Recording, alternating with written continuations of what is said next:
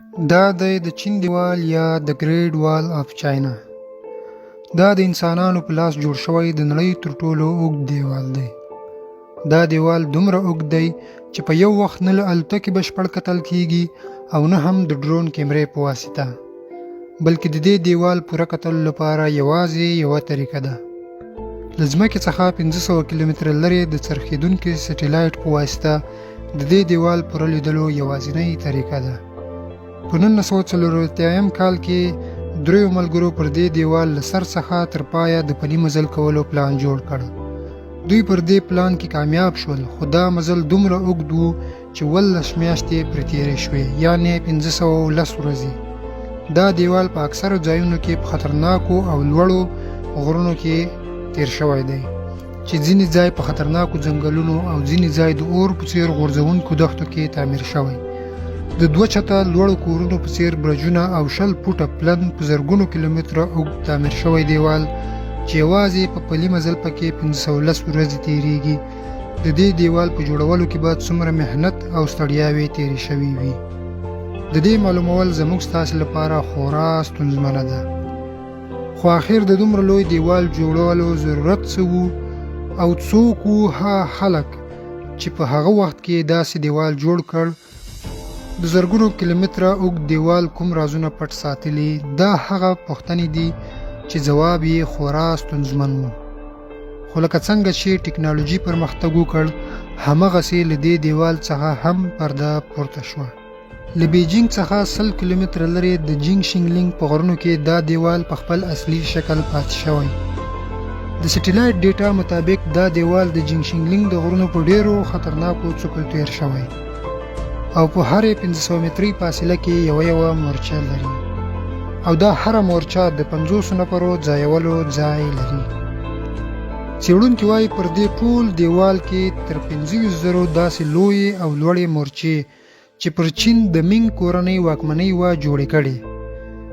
دا دیوال او مورچې له نن څخه 950 کاله مخکینی دي. دا یوازې یو تاریخي دیوال نه، بلکې دا یو لوی دفاعي دیوال هم و. خو آخر دا دښمن څوک و چې مشر مینګ او جنګیالو یې ځان ته خطر باله؟ د سټیلایټ په واسطه څېړونکو وموندله چې د دې دیوال په شمال کې یو ګڼ ځنګل دی چې په هغه دور کې پکې مغول اوسېدل. له سلګونو کلونو به همدا مغول چین ته اوښتل او د خلکو مالونه به یې چور کول او وادو ته به یې اور اچوو، چې دې کار چینایان سخت په تنګ کړي وو. له همدې امله مینګ د دې دیوال جوړولو پریکړه وکړه تر څو په مغولو چین ته د راننوتلو لار بنده کړي. خو دا دیوال د غرونو په داسې ځای هم تیر شوی چیرته چې د انسان ورتګ ډیر ستونزمن دی. ځکه خو څېړونکي هم حیران دي چې هغه ځای چې د یو عام انسان ورتګ هم ستونزمن وي، په هغه ځای کې د دومره لوی دیوال په لویو ډبرو جوړول څنګه ممکن دي؟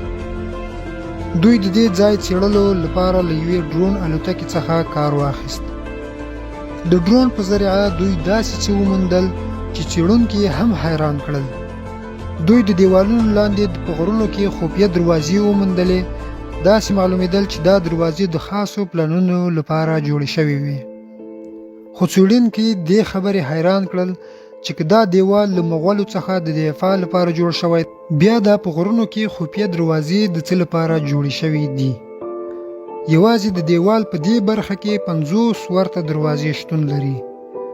تر څېړنې وروسته دا معلومه شوه چې شاید دا دروازې د دې لپاره جوړې شوې وي چې د مینګ جنګیالي له دې دروازو څخه په وتلو د مغولو په لښکرو کې شاملېدل، چې یا به د هغوی په لباس کې له هغوی سره جنګ کاوه یا به یې جاسوسي کوله. دا ټول دیوال د مینګ واکمنۍ لخوا 950 کاله د مخه جوړ شوی.